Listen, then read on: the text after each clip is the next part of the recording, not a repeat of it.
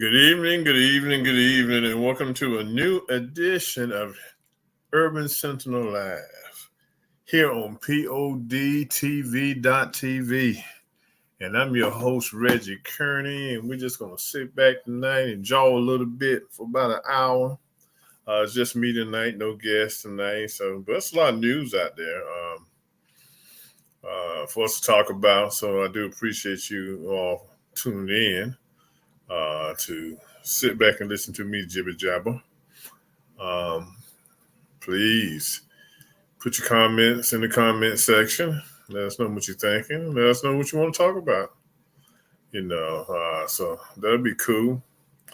But let me see, where I'm gonna start at tonight. Oh, we can start with football. Hey, I like starting with sports before we get down to the nitty gritty of things. Had some good football games over the weekend. The best game I liked was Green Bay and Dallas, and Green Bay stung Dallas and beat them. So that was something great. A lot of people be asking, why do football fans hate Dallas so much? I don't know, but we all do. Whatever team you favor or own or you support, that team always hates Dallas. So they're sitting at home for the rest of the playoffs and the Super Bowl on the couch, joining my team, the Commanders. So it's good and glad to have all the Dallas fans with us on the couch. Game last night, Philadelphia, Tampa Bay. Hey, Tampa Bay's playing good. It's either Tampa Bay's playing good or Philadelphia is just going down the tubes, and they are a terrible team.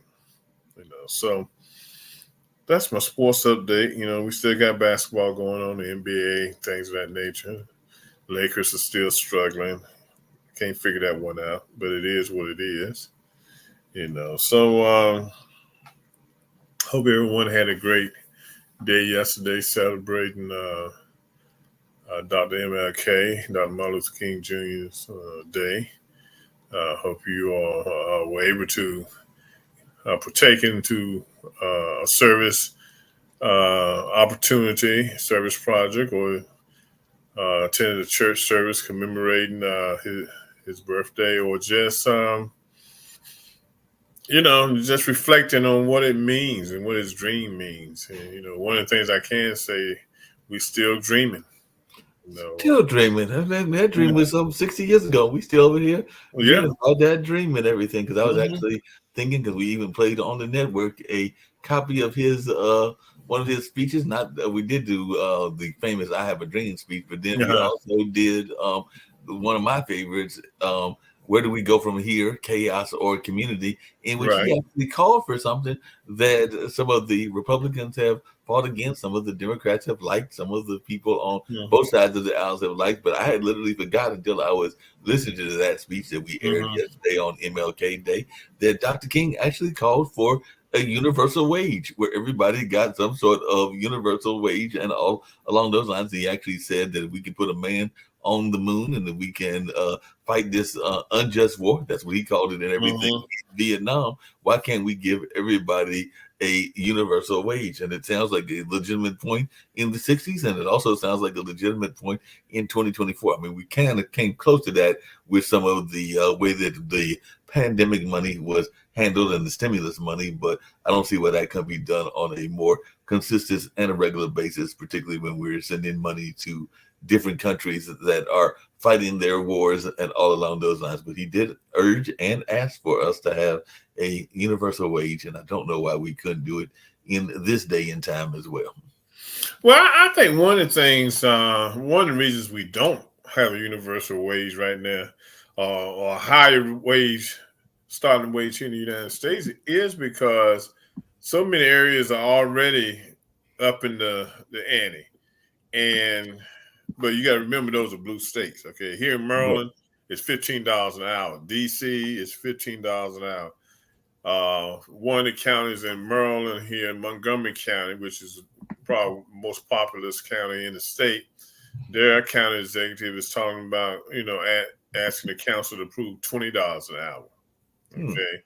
Then we have California, who is at a $20 an hour rate or a little more, and I know North Carolina is still probably at 7.25 as a federal Yeah, we wage. still stuck. We still. I have a saying. Some of my friends here on Pod TV like it.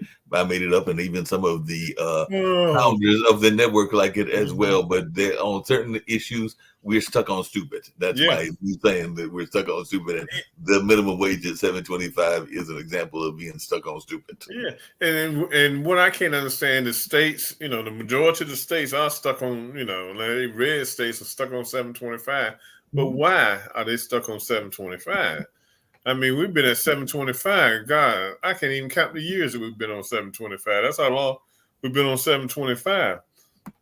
Excuse me, but I think the issue is that the Republicans don't think people need a whole lot of money to live off of, and they also had this idea too that okay, if you're at 7.25, you need to work hard at trying to get yourself from 7.25 to a decent wage.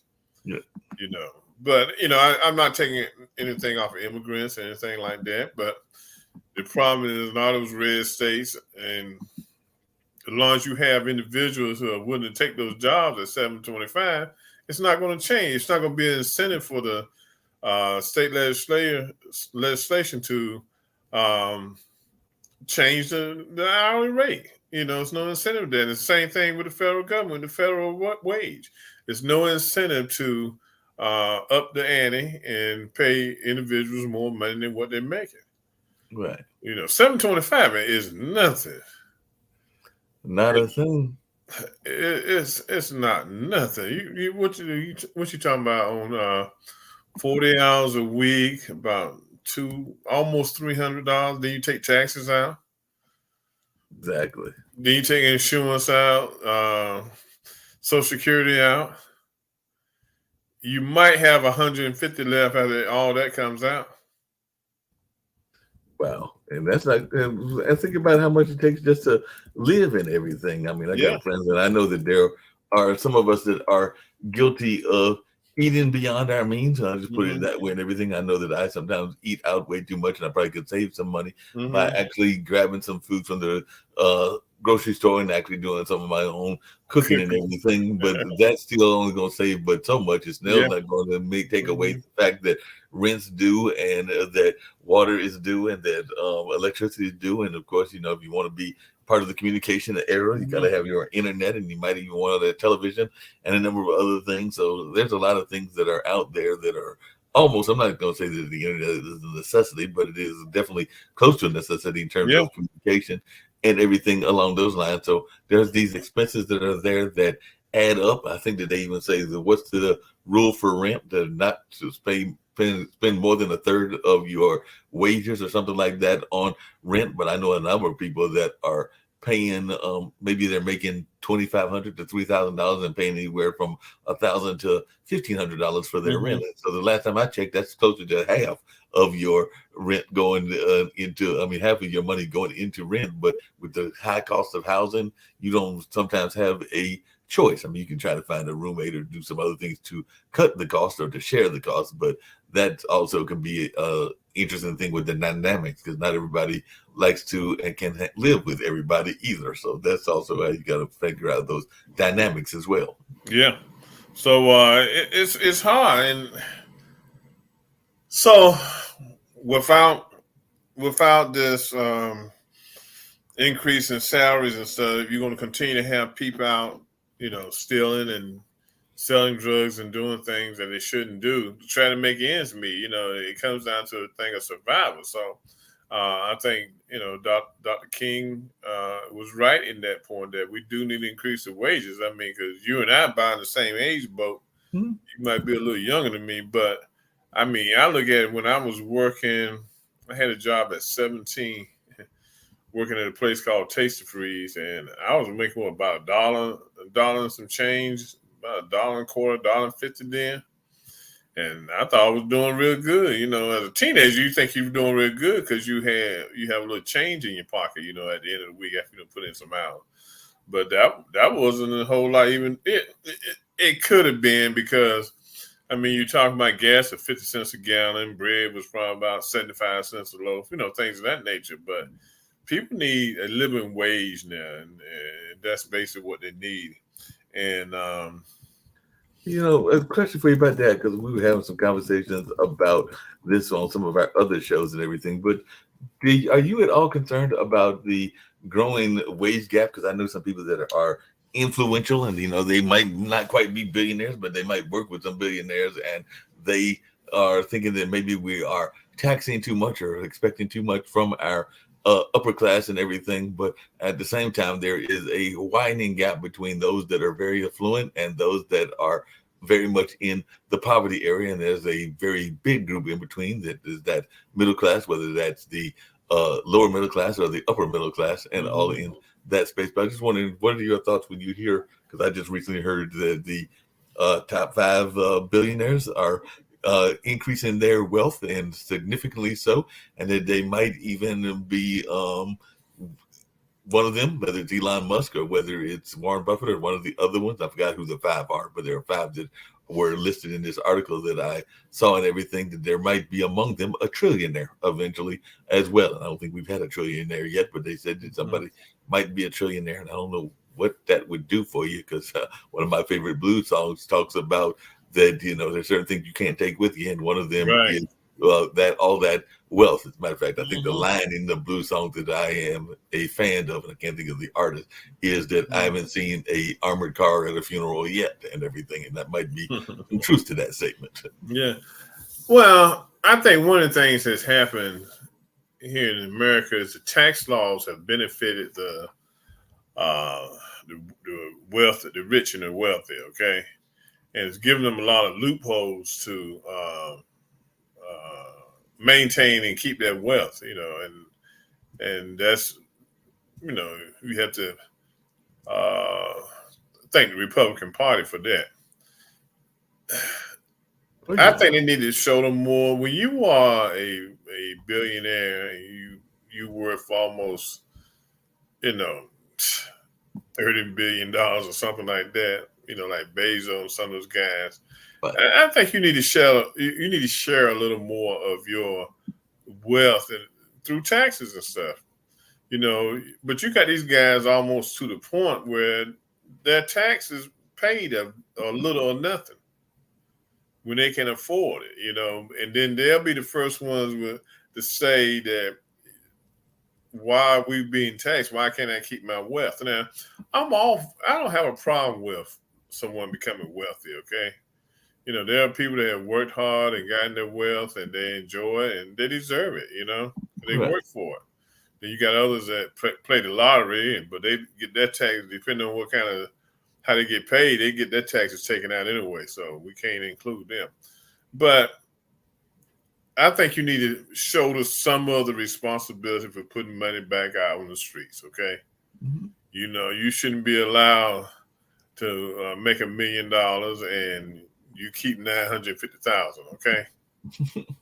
But then when the IRS gets going after somebody, they'll come after me because I owe them $10 plus interest before they go after these guys who are beating the system. Exactly. They're beating it legally. And, so I think the tax laws have to be adjusted. But every time you say that, first thing someone says, if you adjust the tax laws, these guys are more likely to close their companies down or cut back on hiring or things of that nature. So, what do you do? What do you do? So it's disappointing that, the lower class and the middle class, have to shoulder the burdens of the budgetary needs of this country. Yeah. And then that's what they do, to carry the budget. I mean, carry the bulk of what's going on, and all along those lines. You're so right about that. I did have a question. I was going to come back. We can talk politics again, but coming back to the sports, I was glad to see that my Marquette team bounced back after a 2-game skid by beating Villanova yesterday. We got a tough game on Saturday, going up into St. John's and going up into the Northeast and everything. But I did watch a few, not all of them, of the NFL playoffs, and for the most part, except for one game by a surprising team that was ended by 1 point, most of those games were literally in wild card weekend slaughters. There wasn't that much closeness in hardly any of them, except for Detroit against the Rams, and surprisingly, Philly got ran over, and a couple of other teams got run over as well. But I don't know whether you think, and I never played football. I did run track way back in the high school days, but even I, as a non-football player, know basic tackling. And like that game yesterday, that was some of the most missed tackling that I've ever Yeah. seen by a team with the Eagles and everything. Because there were some tackles that should have been made, with your eyes closed, but they were missing them left and right. Well, So I just wanted your thoughts about some of the conditioning, maybe of our athletes as well.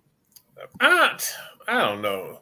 Philadelphia, before they went on a losing string, they were 10-1. Okay, Mm-hmm. Mm-hmm. then they went into a 1-6 losing Right. string. I don't know. I mean, I don't know if the players lost heart. I don't know if something going on with the coach. Something changed them where the guys came to play just hard enough to get paid, and nobody would criticize them. But Right. it was like they didn't mind losing. Yeah, They didn't there's like their mind mind losing. was, yeah, it's like their mind was on something else, and it was like they were distracted. I mean, I can get that if you're Kansas City, you might get distracted by all that hoopla Hmm. around Taylor Swift and her popping up into the game, and the fact that it's like some crazy degree of temperatures, and they did Yeah. win their game and everything. So I can get it in that case and everything. But I'm Hmm. sitting there like, that's a whole side circus going on with Hmm. Taylor Swift and Travis Kelsey. But I don't get Yeah. it if you're getting paid all this money and all that kind of salary that you would hopefully put in some Hmm. dedication. But I made the mistake. Don't ask me why. And I was glad to see that Carolina was well representative. But I think I was watching one of those old TV shows, like might have been one of the old crime dramas, and right after that came on was the draft of the women's soccer. And I imagine they ain't gonna make no NBA money. They might not even make WNBA money, but they'll Hmm. make at least some decent salary going off to play in the professional soccer league. And the first two picks were literally some young ladies from UNC, and I do mean young, they're like 19 or 20, something Hmm. like that, and everything. But it was impressive seeing them, just like the guy athletes being dressed to the T's and ready to accept their team assignment from their commissioner and go off into the wild world of professional sports in the Hmm. soccer. So, Yeah. soccer has definitely done well, particularly women's soccer. So it'll be interesting to see how these young ladies do and if they bring their team a championship Hmm. or not. And I mean, sports now is a lucrative area where you can make money as a young person. If you have the skills. Okay. If you look at what basketball players and baseball and football and all the other sports the guys make, you can put a little cheddar in your pocket. Hey, Uh, man. hey, we didn't. Put it this way: when a max contract back in the day, like I was reading on Walt Frazier, was $75,000. Okay, that was big money, and he was able to live in New York and live a great life. And I Right. think towards his final years in the NBA, he might have pushed 200,000, 100 to 200,000 per year, and those contracts were considered big contracts. Mm-hmm. And you probably could go to a game at Madison Square Garden for $10 a game. I mean, kind of averages itself out. But those guys did not make big money. I mean, the money they made, they were making more money than a lot of other people were making. But a lot of it was for the love of the game. Now Yeah, these I mean, guys, like I said, I don't know what it is right now, but I'm just looking it up.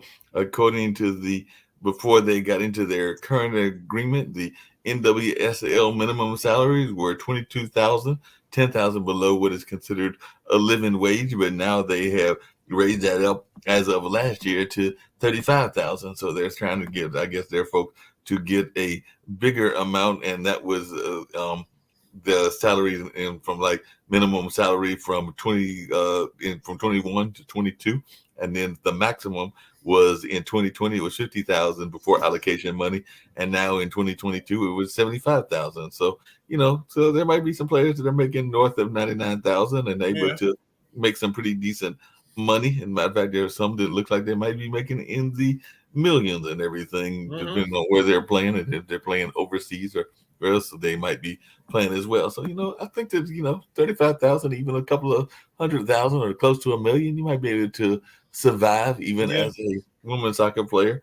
and all along those lines. So definitely, and some of them might decide to go overseas because they might make a higher pay and everything. Matter of fact, I'm seeing that the highest paid women's soccer player as of a writing back in July uh, of last year was Alex Morgan, who makes a $7.1 million salary per year. So I think 7.1 million, I'd be playing and kicking that ball left and right if they wanted me to get that kind of money.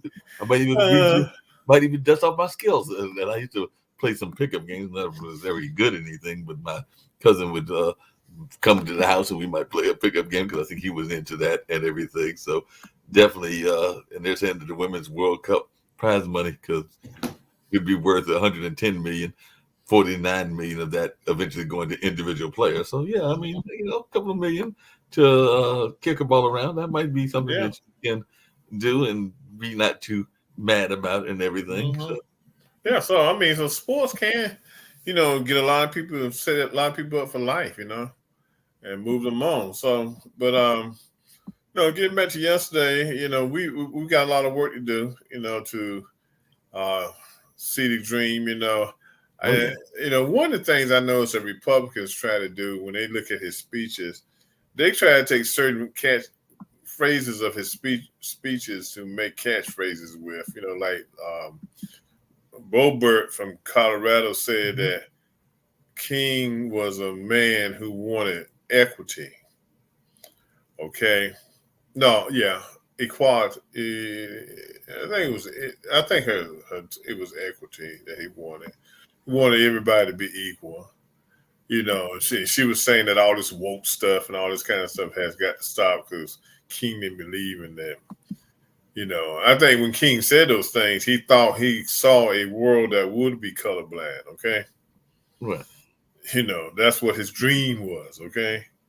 He didn't, and that's what he hoped. But things have not changed. We still live in there's a lot of racism going on here in this world, When someone like Nikki Haley says that, says that racism isn't as bad as it once was, it's not a point of how bad it is. Racism is racism. I don't care where you have it at.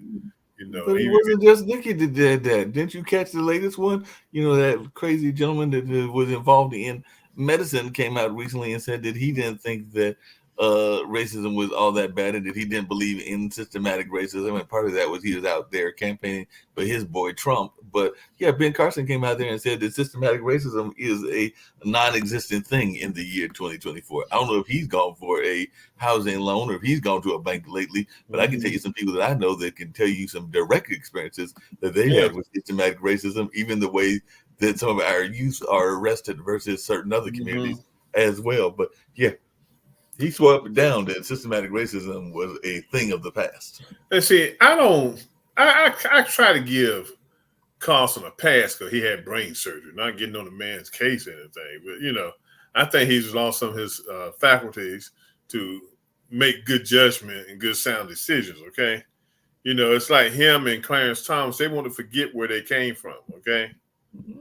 It's easy to forget where they came from and agree with everything that the so-called Republican establishment has set up, And Ben Carson knows good and daggone well that there's racism out here continuing on today, okay? And he needs to wake up, but he done drunk the juice, And like I said, I don't care who you vote for, as long as you go out and vote, because we had a lot of people who fought for the right for black people to vote, but don't drink the juice. And if you're going to drink it, do your research, but you got 25%, of the black voters, mostly male, are supporting 45. They supporting 45 and they supporting them big time. And like you said, there's a lot of males, a lot of business owners that are saying, I've heard a couple of them even online say that they feel that the business scene will be better for them than it is under Biden if 45 is elected again and everything. But I'm not sure that I buy that argument, and I'm curious to see your thoughts around that, because there's like, yeah, things will be better. He supported the HBCUs. He did this and that. He didn't do crap for HBCUs. Okay, he got up there, and all the black presidents and chancellors of HBCU, got up there, went to the White House, giggling and laughing and saying "massa" and all this kind of stuff, and then get crap. Okay, good. And I got to do the research on him, but the whole thing didn't fall like he wanted to fall. It was a photo opportunity for 45 to get all these black men in there and black women in there and make it look like he was going to do something for them. And see, he didn't do jack, didn't do a thing for Didn't do them the at thing. all. Biden has done more for HBCUs than this other guy did. Yeah. Photo opportunity. I went and took my butt up in the White House with him, knowing what the things he said on the campaign trail. Oh, I hear you. I would have done the same thing, but I don't know if I told you, but I had a chance last week to interview a friend of mine who is a stand-up comedian. He actually did a stand-up comedy show, and I got to say he had some boldness to do it, but sometimes it's the green. So he actually told me he did a comedy show because he is a stand-up comedian in addition to being an actor and other things, literally in front of the client. When I was like, hey, that was bold of you, but then I thought about it. He might have even doing it at a regular comedy club, been doing them in front of some client members. They just didn't have the sheets on. So that's right. That's right. You don't never know. Sometimes I sit back and I look. I say we all crowd into a football stadium on Sunday or arena during the week, look at basketball games. I say, I wonder if you could really figure it out, how many of these people in here can't stand blacks, but love the entertainment that black athletes provide for them. Oh yeah. But the Big East is doing something different because I think that I was watching the game between Marquette and Villanova, and I think they said, there might be some people in various parts of the Big East that might be upset about that. But I think that the Big East has actually 6 African American coaches at the time. Shaka Smart being one of them, the coach of Villanova being another. But out of 11 teams, I think 6 of them are actually the coach that we got lost to, Sentinel and everything. Holloway, I believe it is, man. So at least 6 of the 11 coaches are African American. So that's a conference that's actually doing well in that category. But so I mean, it amazes me, how we look at things, and like I say, each individual can use their vote like they want to, but I hate it when blacks aren't doing their research and not adhering to the fact that 45 don't give a rat's about black folks. Okay. No, he could care less about us. Doesn't. He could care less about us. Yeah.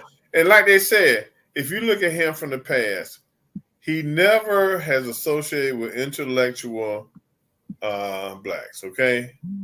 He always surrounded himself with entertainers because he's always felt like he was a step above entertainers when it came to intelligence. He didn't feel like entertaining. You don't take a lot to be an entertainer, And see, and that's one reason he was ducking all these debates. He wasn't ducking debates because of the percentage of the lead. I think he was ducking because he's not smart enough to engage. You think he was afraid that he might put his foot in his mouth? He always does that. We can use that, especially he's afraid that it might cost him some votes instead of gaining some votes and all along those lines. Yeah, I could definitely see that. Yeah. Speaking of which, and speaking of North Carolina, because we know we are a swing state, I just found out earlier today that Kamala came last week and was touting some of the things that they've been doing innovation-wise and around computers and technology and infrastructure and everything.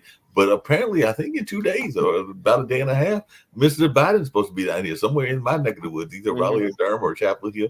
I'm thinking one of the RTP businesses. But apparently, he's even made it a point of saying that this is going to be a pivotal state in the campaign and everything, in the state that he feels that he needs to do a strong showing in, even though historically North Carolina has not gone that well for the Democrats and everything. But I'm just wondering your thoughts around the possibility of, and Georgia's another one, what kind of shot Biden will have in the South and everything, because definitely it sounds like he's going to put some efforts to try to win some of these southern states. I hope and pray that the Democrats can pull it off, okay? And Grandpa Joe can win again, okay? But when you listen to guys like Charlemagne the God and others, they bring up some valid points, okay? Right. That neither party has really done anything that really supports the black community. True that. or communities of color. But this is the wrong time to be having that conversation, okay? Because if you continue this conversation, what's going to happen? You're going to, a lot of blacks going to become disillusioned. And they're going to start saying, why should I vote? If the Republican Party ain't going to do this and the Democratic Party isn't going to do that, why should I vote? Okay? And they might not come out and vote, okay? See, you got to realize people who like the orange head, they like him because of this. He says, like you say, he's always sticking his foot in his mouth. Right. But people feel like he's one of them when he says what he wants to say. It's just like the other day, the judge told him, do not come up here with no BS and just make a statement. Right. Now, the judge should have known, giving him any kind of time, he's going to do exactly what he wants to do. So that's what he did. He came in there and said what he wanted to say against the wishes of what the judge told him not to say. People feed off of that. Look at him. He done told the judge, our judge told him not to do it. He did it anyway. See, the dude's a con artist. He knows just what he needs to do to win his people over, his base over. Okay? So that's what he does. So and I'll be honest, I'm of the opinion that the neither party, Republicans or the Democrats, have done enough for people of color. Okay? Mm-hmm. But I don't think this is the right time enough to have. This is not the time to have that conversation. No, I agree with you. It's not the time to have that conversation. But on that same point that you're talking about, that base of his, and some people will say that it's only 30% or maybe 35% of the population. I know that even here on the network, we've had some people that say that they are 100% confident that the 65% that are not with his base will come out and vote overwhelmingly so that he will not win a term after having lost a term, being kind of like Grover Cleveland and all in that space. I am not 100% convinced of that because of what you just said. I think that there are a lot of people that are disillusioned and that are not going out to vote and everything. So I hope that I am wrong, but I'm not going to be surprised overly if we don't wake up in November and see that 45 has come back and won a term to be 47. So I'm hoping that I'm wrong and all of that, but I am also a little bit alarmed when I have conversations with both friends as well as a lot of acquaintances, and they're telling me what you're saying, that they're disillusioned and that they don't see any reason to go out and vote. And then you got wild cards in the picture as well, because somebody asked me earlier today about Jill Stein, who is very intellectual and very much, I think, I'm running in the Green Party and everything. And those are going to be votes that'll go away from Biden. So I'm one afraid of some of the wild cards like Jill Stein and Robert Kennedy and how they could pull some of his votes, and two, this disillusionment that might cause people to sit on their hands and not go out and vote. And then, of course, we'll be the first ones crying that it was all unfair if 45 winds up being 47 and everything. Yeah. So it could very well happen because, like I said, I think young people are disillusioned. You got a lot of blacks that feel, that, hey, it's not doing anything for me, especially blacks that live in the inner city and that have to struggle each and every day. They're not seeing something that's tangible being given to them to help them improve their lives. Okay? Yeah. And like I said, I just don't think the Democratic Party, this is the thing. The Democratic Party has depended on the black vote for years, and so they feel like it's a gimme. Okay, yeah, like you said, a given. It is, it's there. Nothing's gonna change it. There, it's guaranteed. That's the word. Right, and so, and that's why I think the Democratic Party got to figure something out, because if they don't, I'm gonna tell you, if the Republicans ever get themselves together, which I doubt will ever happen in our lifetime, you're going to find blacks going to the Republican Party, because by nature, we are a conservative group of people. Okay, because we've always maintained our religious status and things of that nature, and we've been pretty conservative, but we haven't been fools. Okay, well, we've never been fools about it, but that's the question, and it's been something that friends of mine have asked me even here on this network and everything, is that have we got too caught up? And I know some people are not liking the term and everything, but some people are feeling, including some of my white counterparts and all along those lines, that there is too much attention being paid to issues that are not relevant, or that we don't agree with the stance of the Democratic Party. Because I've had some of my conservative friends and even some that are moderate friends ask me if this kind of what they call woke agenda around transgenderism and even the Black Lives Matter and other things aren't hurting the cause, because we're alienating some of those liberal white voters that might actually be voting for us in the past and everything, because of some of the terminology that is being used. I was wondering, you're there in DC, is that something that is a concern? Because I know that while DC is a chocolate city, Maryland is not all that much of a chocolate city, and there are definitely some both conservative whites as well as liberal whites up there. So I'm wondering, are some of the liberal whites not wanting to hear about, the LGBT rights and the abortion issue and the trans stuff and even some of the stuff in our community, and maybe are even singing that victim song as well, where they're feeling like they're being victimized because they didn't do it, their grandparents or their great grandparents did. Right. Just wondering your thoughts around that and what kind of reaction you get when you talk to them. This is the thing. People took the context of Black Lives Matter out of context. Okay. Right. What we were trying to say, and what we've always tried to say, that all lives matter, but we got to focus on Black lives because of the slaughter that was taking place and that has taken place at the hands of police officers. Okay. You look at Eric Gardner. I can't even think of the lady's name down in Texas. You look at you can name. Go after, you can name people on top of people. And that's where that those three words came from, Black Lives Matter. Well, I think one of the things that I saw this happen was that whites, I think they deliberately took those three words to try to turn them against us, okay? White lives matter, blue lives matter, green lives matter, my grandmama's lives matter, Confederate lives matter, that kind of thing, okay? Not saying that the true picture behind this was us saying that, look, we tired of getting killed when we get pulled over by the police officers. Don't our lives matter? Right. Okay? But you got those racist whites, crybaby liberals and crybaby conservatives that felt like their feelings were hurt because we keyed in and said Black Lives Matter. Okay.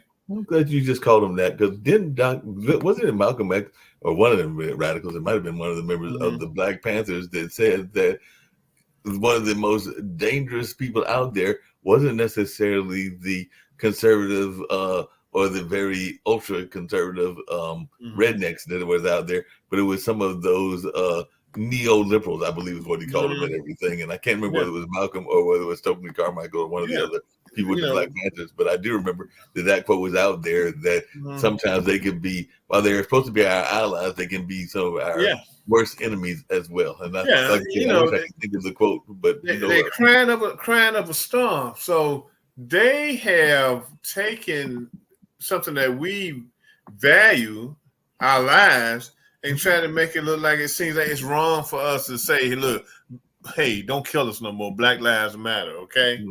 And that's what they have done.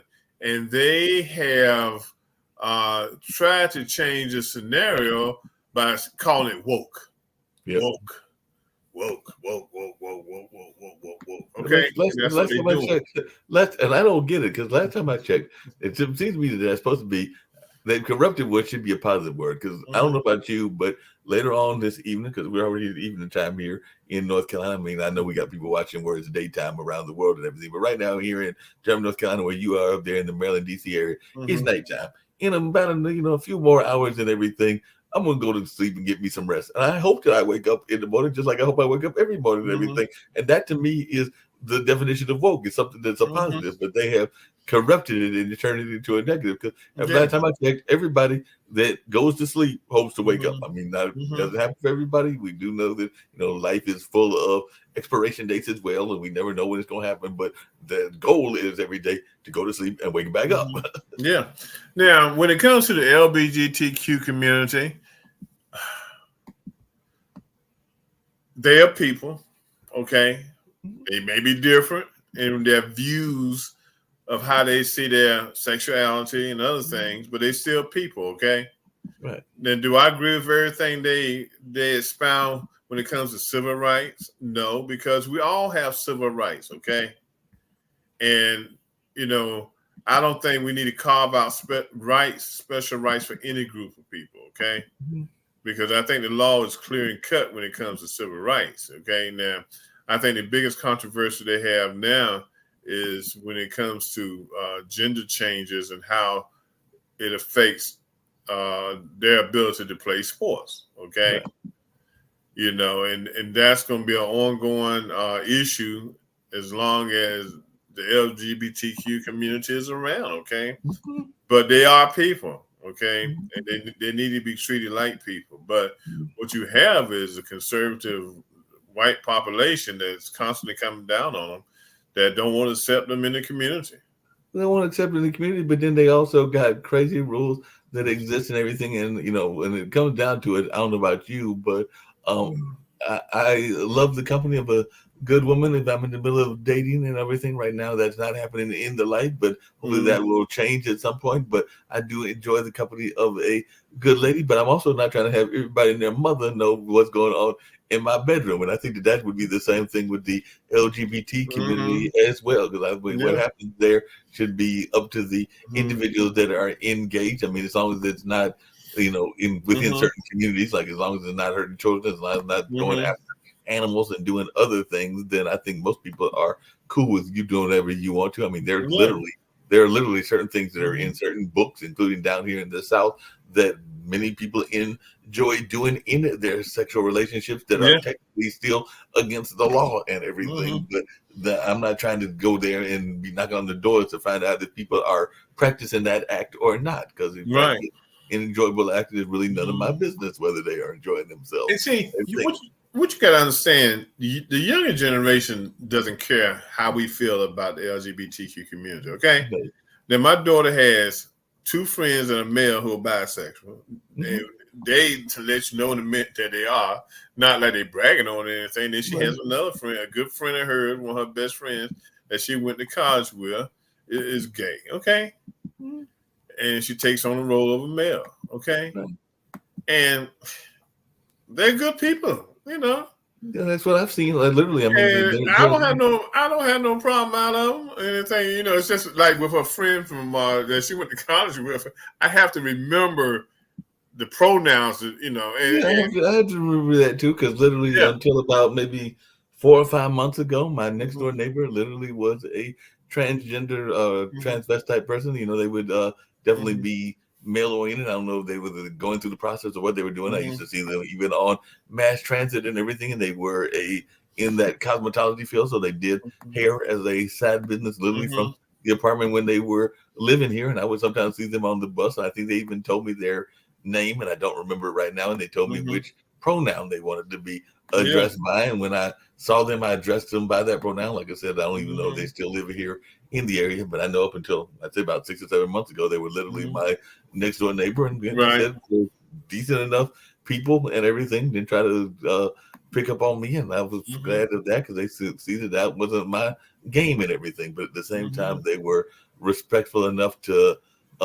engage and to tell me how they wanted to be addressed and everything. I did have a question for you before we get done, because it's been bothering me on my mind and everything. And it's a news story because we had this Durham police chief I brought up on one of our other shows that we shipped off to Memphis, and apparently she created this unit. I think it's called the Scorpion Unit, and now they are in the process of getting rid of her and everything. So my thing to you is that I guess sometimes our own people aren't always our greatest advocates as well when it comes to police, because this was a sister and there was questions around the way that she handled being a police chief when she was the police chief here in Durham. Then we shipped her off to Memphis, and now apparently Memphis has let her go because of that whole incident with Tyrese Nichols and this Scorpion Unit and all along those lines. So I just wanted your thoughts about how sometimes the system, even our own people, get caught up in the system and wind up playing the system game.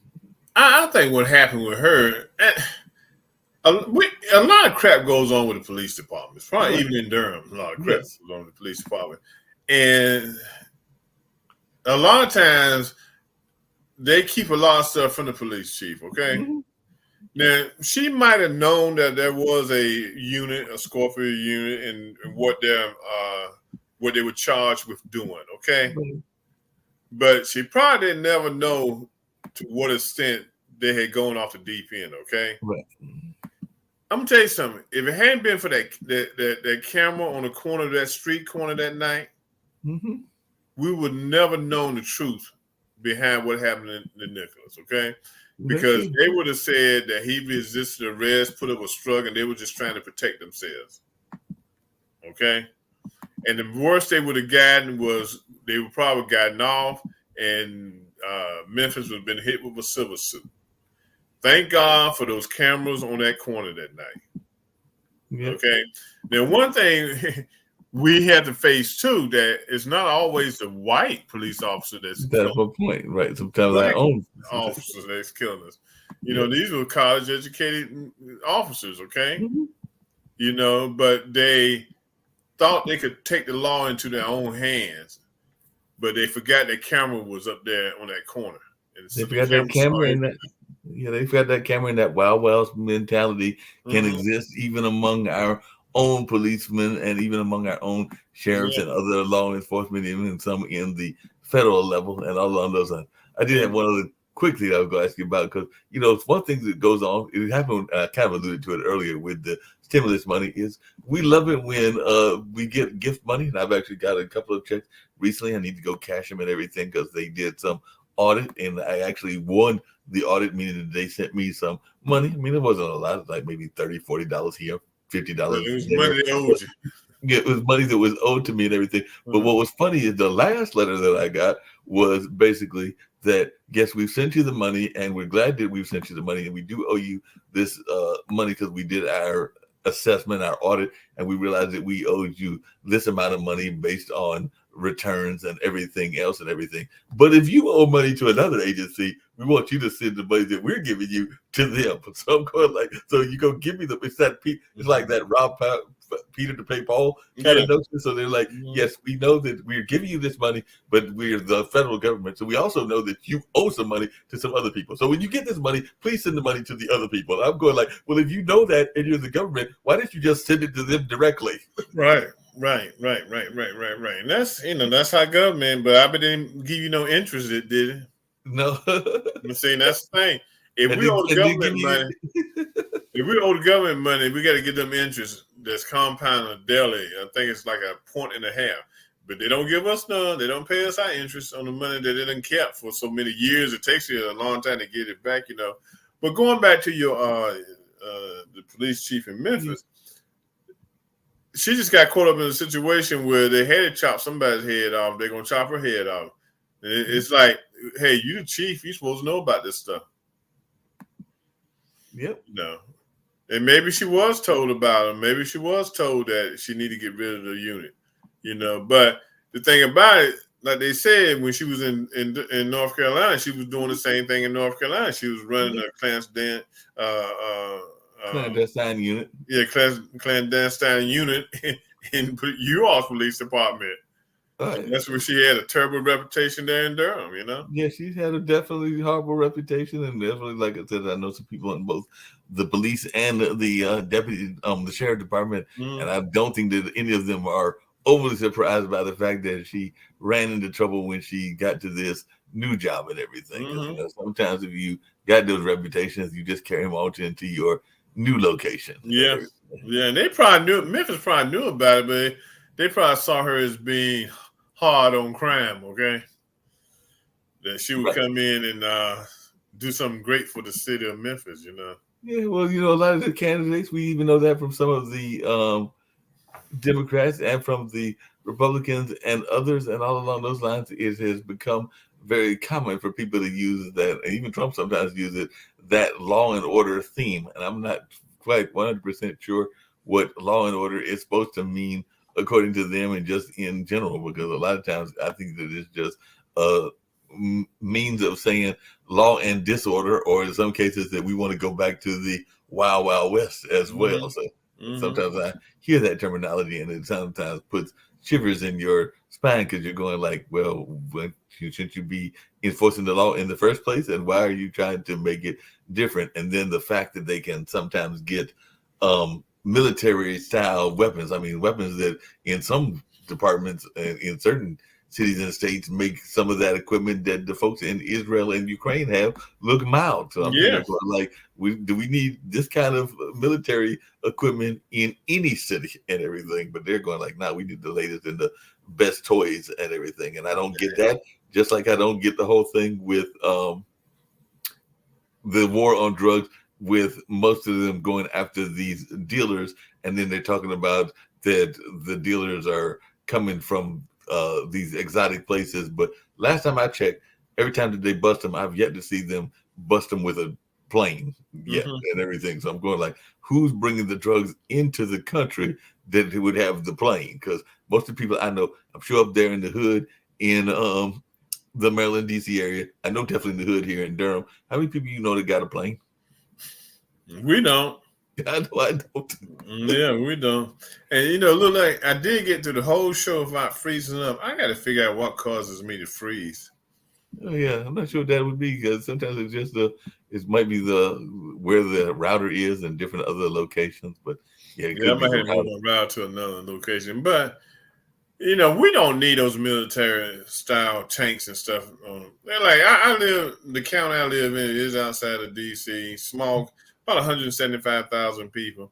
What does our sheriff department need a daggone tank for? Exactly. Armor car for? I don't get that. It's not doing nothing but getting rusted. It's just sitting there. I mean, we very seldom have any crime that requires. I don't know. I've been in this county since 1997, and we haven't had a situation yet which would have required a armor car. No, not only that, but I mean, not to knock a class of people, but a lot of people that are involved in clandestine and criminal activities, they ain't exactly always the brightest people in the world. Because I remember that one of my cases, the gentleman, and unfortunately he passed away, got stuck in the convenience store that I think he was trying to rob. And then I think I've told you before that this was decades ago before it became a history hub and all along those lines. But when it was a bus terminal, we had somebody that was robbing what is now a boutique hotel, but at that time it was a bank. And I'm sorry, if you're gonna rob a bank, shouldn't you at least have an escape plan? But they caught him literally at the bus terminal because he wasn't smart enough to realize when the bus was leaving. So he literally robbed the bank and then walked down to the bus terminal, and they caught him at the bus terminal waiting for the bus. So I'm going like, it seems to me that you should know roughly how long it's going to take you to get there, and maybe have a minute or two to get on the bus. But he didn't even have enough wherewithal to realize that part of the plan to know what the routes are. And even though that was a decade or so ago, it hasn't changed much even this day. Those schedules are pretty much predetermined. So.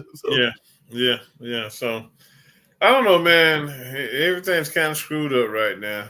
Politics is probably the most, screwed up as a situation we're in right now. You just wonder what the first Tuesday in November, what the result's going to be.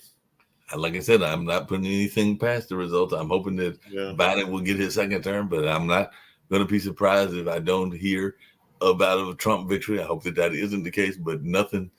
I was totally shocked and flabbergasted the first time he won, but after seeing some of his supporters and seeing how adamant they are, I don't think anything is going to surprise me at this point and time and everything. I don't know that I'm going to be, and this happens every year because that's part of the Democratic message and going on now is that a Trump victory would be a destruction of democracy. And I do know a number of people that have sworn down that if Trump wins, they're going to move to Canada or they're going to move to Ghana or a number of other places. And we say that, but then the question becomes, do you have the resources to do it? And if you don't have the resources, don't you just wind up having to stick it out for the time that he's in there? I mean, back in the 80s, I was a Reagan fan, but I also didn't think that I was going to be moving away from Milwaukee because when he was in office that first time and everything, because Reagan was 80, if I remember correctly. Yeah, he was old too. Yeah, he was old too. I think he was like 80 to 84, 80 to 88, something like that. But I was in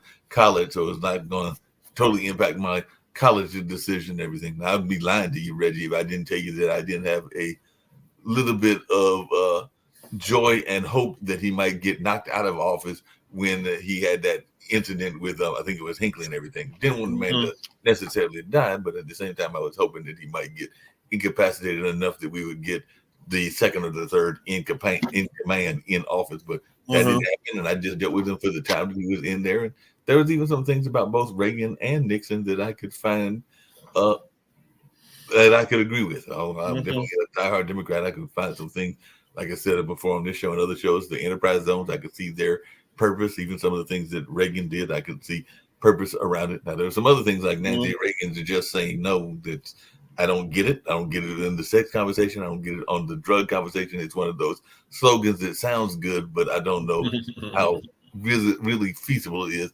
just to say no, because when you're saying just say no to drugs, if you're in that environment, that might be easier said than done. And just saying no to sex, there's a thing called hormones, and I don't think we can resist that body chemistry and everything. So you can say you're going to say no, but sometimes it's not as easy as what our body chemistry and those hormones are telling us to do. Yeah.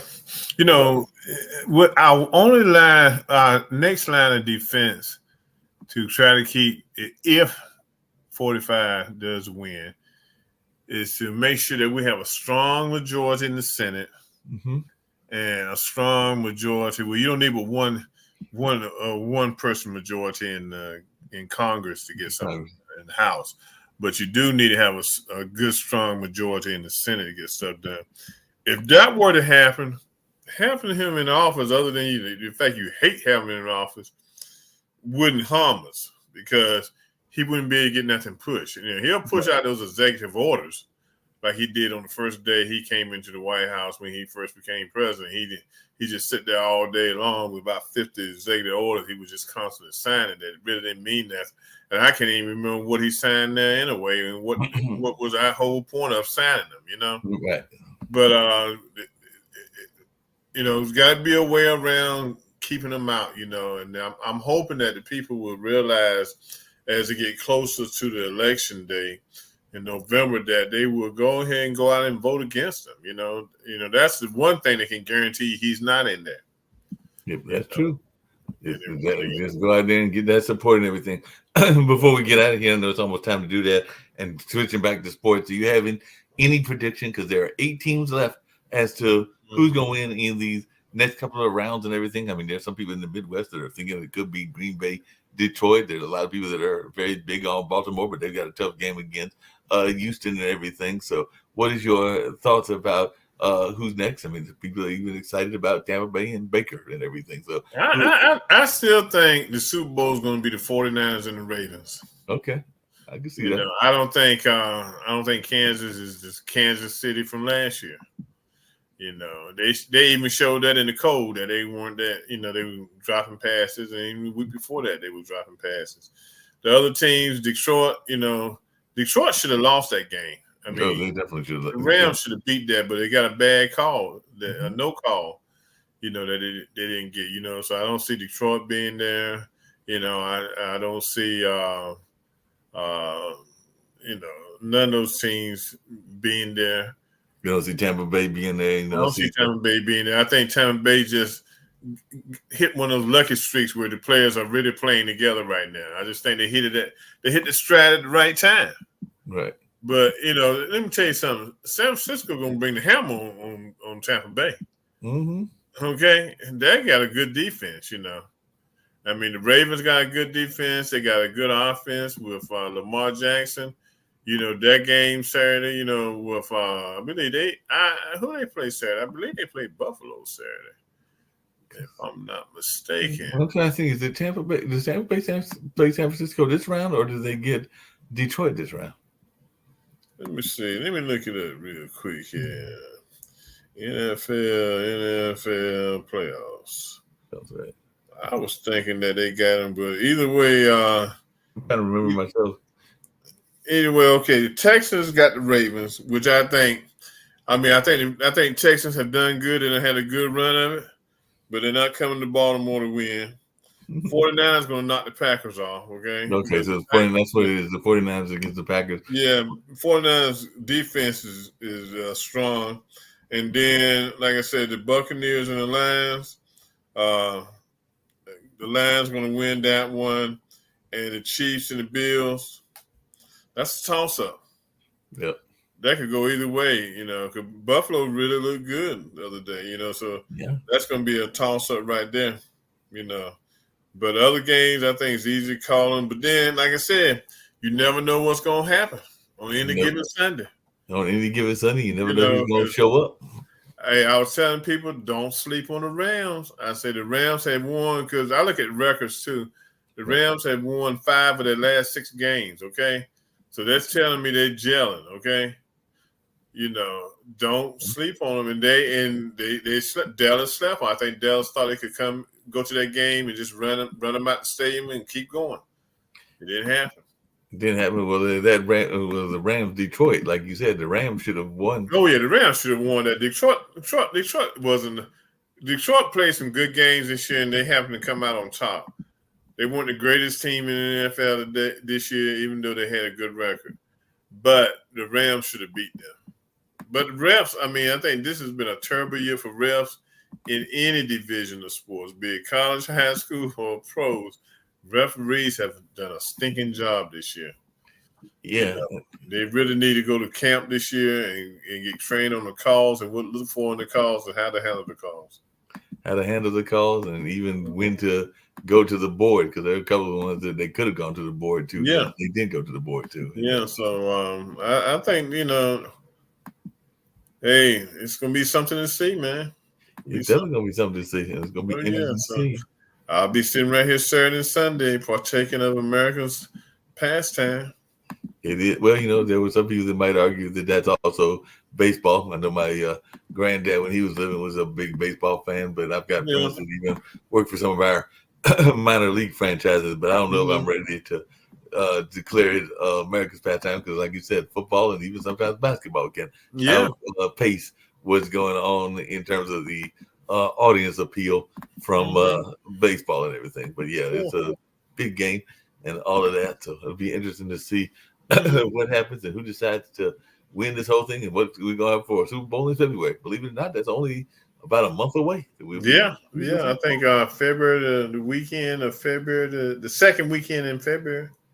Yeah, that would be about the 10th or 11th, something like that. The 10th or 11th. I think it's like 3 days before Valentine's, because Valentine's Day falls in the middle of the week. So if it's a Sunday, it would be the 11th, because the 14th is on a Wednesday. Yeah, so it's coming. It is coming. It is definitely coming. Well, it's been a good conversation. Mark, as always, I'll try to reach in my bag and grab up a guest next week if I feel like it, But this is good. I enjoy chit-chatting with you and everything. Always good chit-chat with you, talking about what the Orange Man's doing and what's going on in sports and whatever else is crossing our mind, including Memphis. Yeah. Always good having these kind of. And for the people don't understand, the Orange Men, we're not talking about the Syracuse University Orange Men. We're talking about that guy who ran for office. This orange makeup on his face. Yeah, he got that orange makeup. Before we get on out of here, there was a major coach that left and everything, and they apparently have a replacement for him already. So apparently Nick Saban has left the house, replaced. And he's been replaced. And I think that I heard that Belichick was gone. I think you predicted that. Yeah, he's gone too, and he interviewed with the Falcons yesterday. But this is the thing, and I like what New England did. They had a succession plan, which wasn't supposed to go into effect until after next season. But what happened was the new coach put in the contract he signed 2 years ago that he would be the next head coach. Oh, cool. And hey, so there was a good deal. Now, I wouldn't want to go to Alabama and try to walk in the footsteps of Saban. Because that town down there, Tuscaloosa, Alabama, them people in that town would swallow you up for losing.